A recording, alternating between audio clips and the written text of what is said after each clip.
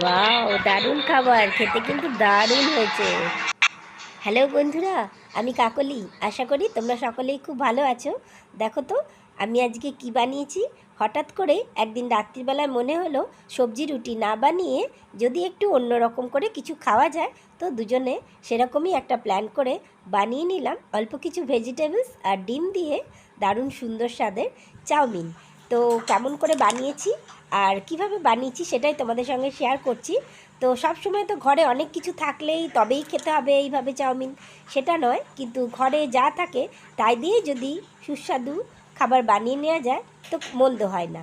তাহলে চলো আমরাও আজ রাত্রিরে কিন্তু সেই রকমই বানিয়ে নিলাম, ডিম দিয়ে ভেজিটেবলস দিয়ে চাউমিন। স্কিপ না করে পুরো ভিডিওটা তোমরা দেখতে থাকো, খুব ছোট ভিডিও।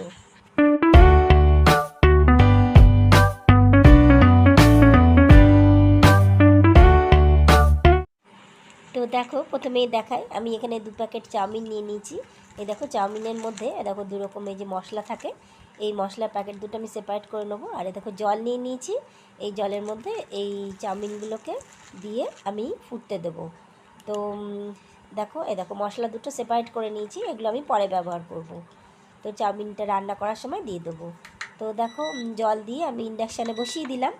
ইন্ডাকশানে এটা জলটা গরম হলে একটু যেই ফুটে যাবে তারপরে আমি বন্ধ করব। দেখো নুন দিয়ে দিলাম আমি এখানে হাফ টিস্পুন মতন।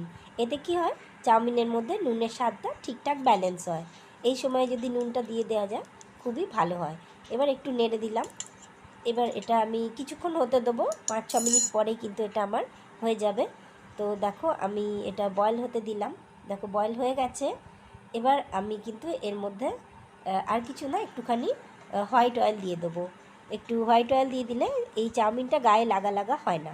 তো সে কারণে আমি একটু হোয়াইট অয়েল দিয়ে একটু নেড়ে তারপরে এটা আমি একটা ঝুড়িতে ছেঁকে নেব, জলটাকে ড্রেন আউট করে দেবো। তো তাহলে একটু চাউমিনটা একটু ঝুরঝুরে থাকে আর খেতেও কিন্তু ভালোই লাগে, একটা উপরটা গাটা অয়েলি অয়েলি থাকে। তো সে কারণে আমি তেলটা দিয়েছিলাম আর একটু ঠান্ডা জল দিয়ে দিলাম যাতে এটা ওভার কুক না হয়ে যায়, মানে নর্মাল জল আর কি একটু দিয়ে দিলাম। এবার আমি রান্নায় চলে যাই। দেখো আমি এখানে গাজর গ্রেট করে নিয়েছি আর পেঁয়াজ নিয়েছি, লঙ্কা কুচো নিয়ে নিয়েছি 3টে, আর নিয়ে নিয়েছি টমেটো কেচাপ নিয়েছি, আর ওই মশলা অরিগ্যানো নিয়েছি, আর চাউমিনের মশলা দুটো রয়েছে, আর চিলি সস রয়েছে, আর সয়া সস নিয়েছি। এই দিয়েই আজকে আমি বানাবো। তো ঘরে সবসময় যা উপকরণ থাকে তাই দিয়ে বানানোটাই বেশ ভালো হয় খেতে। আর নিয়েছি দেখো 2টো ডিম।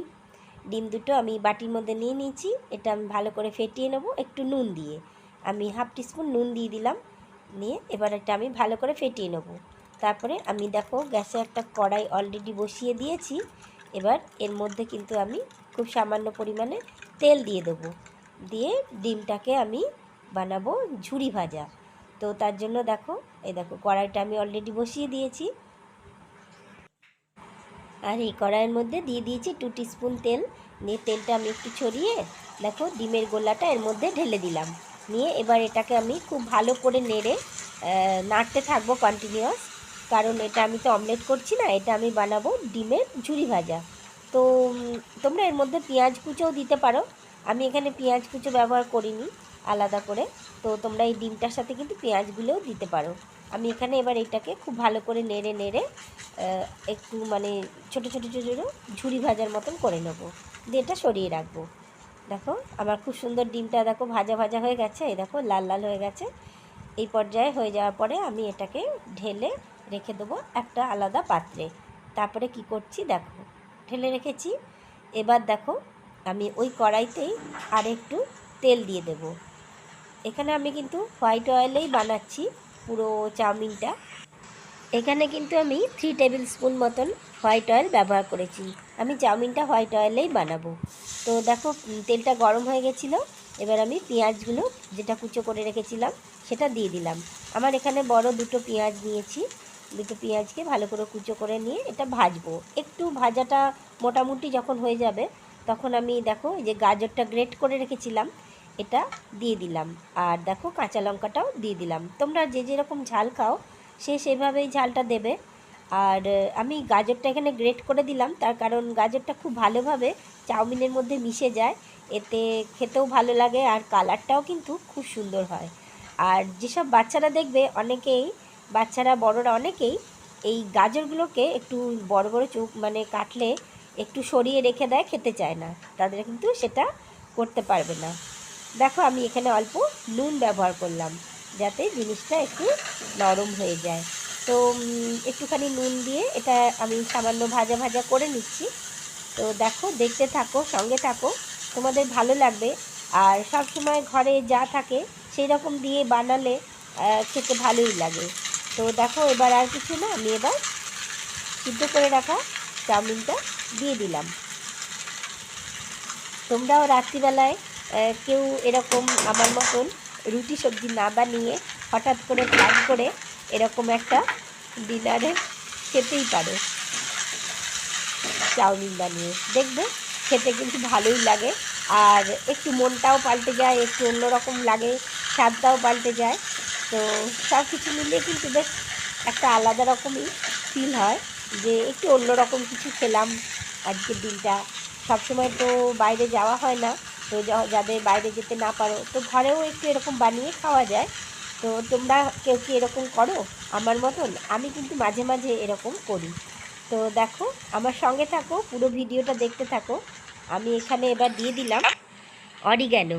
তো অরিগ্যানো আমার কাছে ছিল বলে আমি দিলাম, তোমাদের কাছে যদি না থাকে তোমরা ওই যে ম্যাগির যে মশলাটা আছে সেটাও দিতে পারো, বা ম্যাজিক মশলাটা যেটা হয় সেটাও দিতে পারো। তো তারপরেই আমি কিন্তু এখানে চাউমিনের মধ্যে টমেটো সস, চিলি সস আর সয়া সস দিলাম। আর চাউমিনের সঙ্গে যে মশলাটা দিয়েছিল নুনটা, সেই মশলাটাও এখানে অ্যাড করে দিলাম। বাট আমি তোমাদের কাছে ওই ভিডিওটা দেখাতে পারলাম না, এর জন্য সরি, ওটা স্কিপ হয়ে গেছে। 3 রকম সস ওগুলো দিয়ে দিয়েছি। দিয়ে এবার কিন্তু আমি চাউমিনটাকে খুব ভালো করে মিশিয়ে নেব। ব্যাস, তারপরে গ্যাসটা বন্ধ করে আর সোজা নিয়ে চলে এলাম খাবার টেবিলে। দেখো, আমি এখানে ডিমের ঝুরি ভাজা, একটু শসা, টমেটো সস এগুলো নিয়ে আজকে রাত্রিরে ডিনারে খেয়ে নিলাম egg chow mein, veg egg chow mein. তো কেমন লাগলো রেসিপিটা তোমরা অবশ্যই বলো। আর এরকমভাবেও একবার বানিয়ে তোমরা খেয়ে দেখবে, বাড়িতে ভালোই লাগে গরম গরম খেতে। আর সবাইকার জন্যই এটা বানাতে পারো। আজকে আমরা দুজন এটা বেশ মজা করে আনন্দ করে খেলাম। আর যদি ভিডিওটা ভালো লেগে থাকে একটা লাইক করে দিও। আর আমার পাশে থাকার জন্য আমার চ্যানেলটাকে সাবস্ক্রাইব করে তার পাশে বেল আইকনটা প্রেস করে দিও।